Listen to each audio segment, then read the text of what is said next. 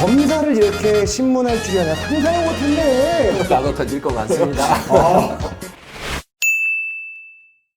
자, 안녕하세요. 저는 일요신문 기자 최훈민입니다. 안녕하세요. 저는 상대적으로 착한 김웅입니다.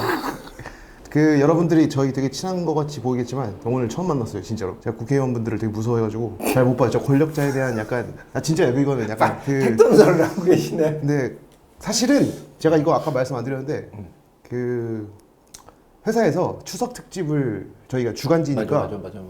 이게 뭔가 연휴가 있으면 일간지 애들은 야 이제 우리 쉰다 이러는데 주간지는 야 연휴 때 읽을 거 빨리 만들어내갖고 2주치를 어제까지 다 만들고 왔는데 갑자기 그런 거예요. 야 인터뷰나 누구 하나 해봐 이러면서 누구 할까요? 했더니 김웅 괜찮지 않아? 이러는 거예요 저한테. 그래서 내가 괜찮지. 야 너 뭐 페이스북에서 댓글도 달고 하는데 너 알지 않아? 그래서 몰라요. 전 뭐 아는 사람 못해요. 그래서 그래? 그럼 한번 해봐 이러는 거예요. 제가 뒤에서 고민을 하다가 손석희 사장 그 싸대기 때린 그 기임 있잖아요. 이 김웅 2명을 인터뷰하면 그래서 내가 팀장님한테 얘기했거든요. 그 김웅 KBS 김웅이랑 그 국민의힘 김웅이랑 같이 인터뷰하면 어때요? 했더니 무슨 얘기를 하려고 이러는 거예요. 그래서 내가 뭐 다른 사람 할게요 하고 다른 사람 인터뷰를 했는데 갑자기 연락이 오신 거예요. 그래서 최 기자님 그래서 네 그랬더니 와서 인터뷰를 좀 하래요. 그래서 뭐지 이건? 그랬더니 저를 인터뷰하신다는 거예요. 그래서 내가 뭐 자신 있으시냐고 저 검찰에 대한 울분이 되게 많다고 그랬더니 뭐라고 하셔가지고 오늘 이렇게 오게 됐습니다. 반갑습니다. 이분은 아마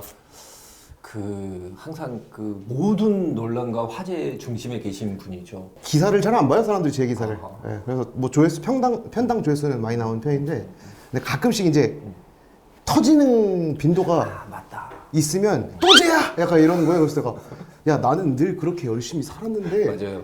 니들이 조명을 가끔 하는 거야. 제가 지금 2심 법정에 서 있는데 저희가 유죄예요 지금. 근데 그게 처음이에요? 네, 처음이에요. 진짜로? 네. 왜냐면 박근혜 그동안 어떻게? 사람들이 그래요. 막 그 기자 아닌 친구들 만나는데 애들이 그래요. 야 너 엄마 박근혜 때보단 지금이 언론 탄압 적잖아. 박근혜 때는 고소가 들어와도 그게 그냥 약간 요식행위 같은 느낌으로 그냥 그냥 이렇게 하고 그냥 해버리고 같이 합의 잘 하시고 막 이렇게 했는데 요즘은 진짜 경찰이 저는 경찰이 일을 이렇게 열심히 하는 걸 요번에 처음 느꼈어요. 이번 정권에서 딱 이러면서 각 잡고 딱 이렇게 하는데 이거 분위기 좀 이상하다. 저 뭐 변호사랑 같이 안 가거든요. 그냥 혼자 가서 아니에요 막 이러는데 한 번 기소가 딱 됐는데 약식 기소가 된 거예요. 500만 원. 그래서 오 세다. 근데 제가 왜 기소가 됐지? 500만 원 이걸 회사에서 저 내주거든요. 이걸 왜 내?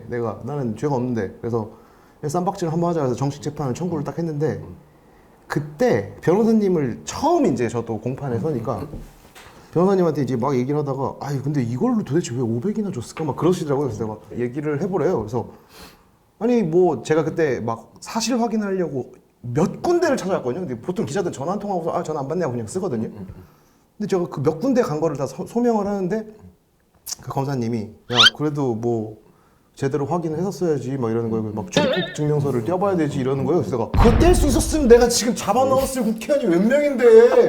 근데 제가 딱 그랬죠. 검사님 나도 검사면 전화했던 거 기록 갖고 와봐. 또 뭐 있죠? 통장 기록 갖고 와봐. 나 다 줄 수 있어. 진짜 다 할 수 있어. 당신보다 내가 더 줄 수 있어. 이런 취지의 이야기를 했죠.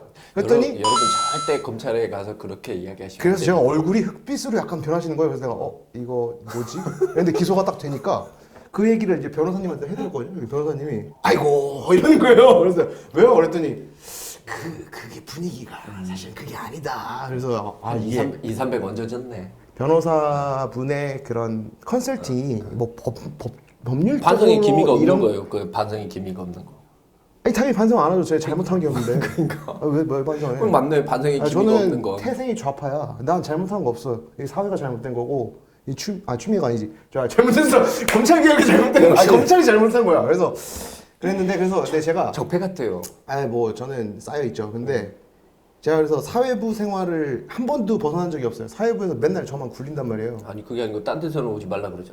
그래서 사회부 팀장이 야 너 더 이상 이제 너 못하겠다. 야 나 꺼져. 그래가지고 정치부 가도 돼요? 했더니 그냥 와라. 공석이 생겨가지고 온 건데 근데 원래 검사님들을 만나기가 되게 힘들대요. 저는 아는 검사가 없는데 갑자기 법조 기자 아니면 만날 일이 없죠. 없어요. 근데 취미애가 갑자기 나와가지고 야 검언유착 가서 내가 검사를 억울한 거야. 내가 검사를 알면 내가 당하겠는데 이 프레임으로서 검사를 알아야 뭐 유착을 하지. 그래서 의원님 딱 되었을 때 드디어 이제 제 거에 댓글을 달아주시길래 나도 이제 아는 검사가 하나 생겼나 이랬는데 이제 딱 그랬어요. 의원님 제가 이렇게 하면 검언 유착 아닌가요? 그랬더니 뭐라고 하셨죠? 근데 나 검사 그만둔 지가 언젠데 전직 검사. 이게 뭐 그래서 정원 유착. 정원 유착이라고 해가지고 뭐 그럴 수. 근데 검사님들도 이게 진짜 궁금했던 게 요놈 기소할까 이제 질문이 나오는 거예요? 예, 그렇죠. 책을 읽어보면 의원님이지 이제 의원님 책을 읽어보면 작가님. 무려 베스트. 유시민이네 유시민. 그런 거 있어요. 막 요놈이 나쁜 놈인지 안 나쁜 놈인지 헷갈릴 때. 근데 그때 만약 기자가 딱 와갖고 조금 거만하게 하면 이 새끼 나쁜 놈이네 이렇게 판단을 하세요? 근데 반성을 하면 인정하는 거잖아. 아니지. 그러니까 같은 말을 하더라도 이거 됐습니까? 내가 기자 신분인데 강제 수사 권한이 없지 않습니까? 이게 진실인지 아닌지 밝히는 건 수사기관의 임무고 기자는 이런 의혹을 국민들한테 알리는 게 임무입니다. 저는 제 일을 했습니다. 이렇게 이야기를 했었으면 검사가 탁 들으면서 내가 일을 제대로 못했구나. 이렇게 생각을 하겠지. 너 못생겨서 기소. 근데 제가 조금 그러니까 자극을 한 거죠. 그럼 아니 근데 여기 최 기자님 같은 경우는 뭐 제가 봤었을 때 어쩔 수 없어요. 그냥 그렇게 쭉 살아야죠. 그래서 제가 원래 거기 가서 만약에 예를 들어서 제가 방금 말한 것처럼 그렇게 논리적으로 합리적으로 이야기했다 그러면 사람들이 최근에 병 걸린 것 같아. 그쵸. 아픈 것 같아. 이렇게. 그냥 뭐 약간 깽판 치는 사람도 많지 않아요? 요즘 살 좀 뺀다고 그러더니 조금 뺐어요. 조금 뺐는데 사실 오늘 나오면서도 고민했던 게 이렇게 되면 관계가 생기면 나중에 뭘 했을 때 이게 뭐가 잘 안 돼요. 이게 저도 마음이 불편해지는데 그럴 것 같지 않은 사람이 괜히 그 립서비스 하지 마시고 여기는 진짜 모두각이에요. 아니. 그러니까 여야를 가리지 않고 다 까고 저는 매우 인간적인 우리 당에서도 그 뭐 있잖아 그 허모 의원 허은하 의원이요? 김웅에게 허은하란? 우리 옆방인데 허은하 의원님 너무 좋아요. 응원합니다. 이번에 되게 억울한 일이 발생했어. 근데 그 헬리오시티 상가 분양을 하는 거를 어떤 놈들이 야 이거 내가 분양권 갖고 있어 이러면서 돈을 받고서 그분이 돌아가신 거예요. 그리고 기소가 안 되잖아요.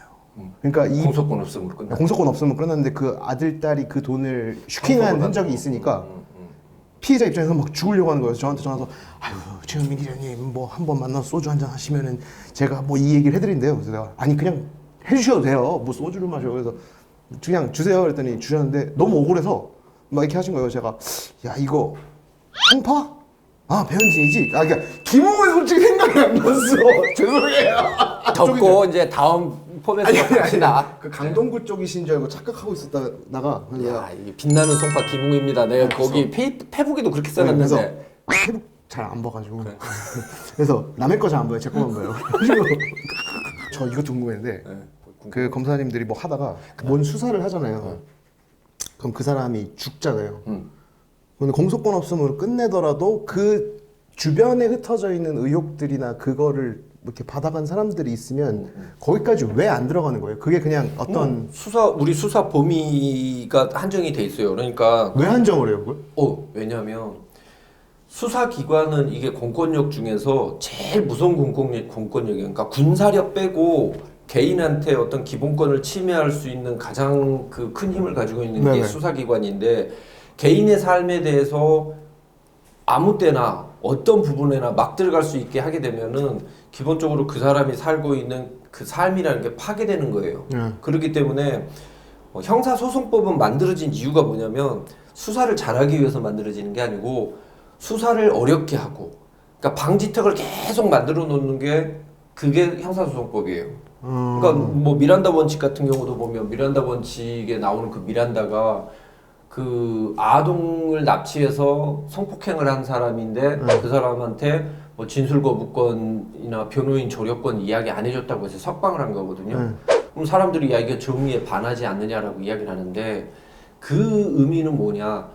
개인이 개인한테 피해를 입히는 것보다 공권력이 개인에 대해서 개입을 해서 피해를 입히게 되면은 훨씬 더 심각한 그런 문제가 생긴다 이런 거예요. 그래서 그런 걸 다 막아두는 거예요. 그래서 원래는 사실은 검찰 같은 경우에는 수사가 개시가 되고 발동이 되려면 정말 엄격하게 시작이 돼야 되는 거예요. 근데 우리나라 같은 경우에는 옛날에 보면 그 있잖아요. 사또한테 찾아가는 거예요. 원님한테 찾아가는. 그러니까 약간 우리나라 정서는 보면 우리나라 옛날 전래 동화 중에 보면 그거 있잖아요. 걔 누구야? 맨날 저녁마다 사또한테 찾아가가지고 장화홍련. 죄송합니다. 장화홍련. 이렇게 무식합니다, 제가. 그러니까 장화홍련 이야기 잘 생각해 보세요. 장화홍련이 세상에 그 밤중에 나타나서 그 세다는 사또들도 그냥 막 죽이는 사람인데 나 같으면 자기 그 원수였던 그 계모랑 그 장세한테 찾아가서 꿈에 나타나서 죽이지. 근데 자기 억울함을 어떻게든지 관에서 풀려고 하는 거예요. 장화홍련만 보더라도. 그러니까 그 정도로 우리는 관에 의존을 하길 바라는 건데 그거는 되게 전 근대적인 그런 이제 형사사법 제도인 거고 근대 형사사법 제도로 와서는 수사기관은 무조건 견제되고 통제되고 그다음에 그 움직임에 있었을 때는 늘 감시를 받아야 되는 거예요. 근데 이제 우리가 보고서 이거 좀 이상했어. 그럼 그렇게 다 캐고 나가기 시작하면 예를 들어서 내가 저 사람이 싫어. 그러면 그 사람 계속 그 사람만 캐는 거예요. 그 사람만 계속 해서 들어가는 거고. 그럼 예를 들어서 이제 거기서 그 500만 원 약식만 하는 게 아니고 그럼 꼴 보기 싫으면은 이제 막 그거 가지고도 더 나갈 수도 있어요. 뭐 고양이한테 학대를 하지는 않나 뭐 이래서 뭐 고양이 사진 이러고 있을 때 이거 학대다 해서 그거 수사하고 압수수색 들어가고. 근데 그렇게 가끔 보면 어떤 사건이 있어서 이거 수사를 시작한 다음에 여죄를 터는 경우 있잖아요. 그 여죄를 터는 경우와 털지 않는 경우의 그 구분점이 뭐예요?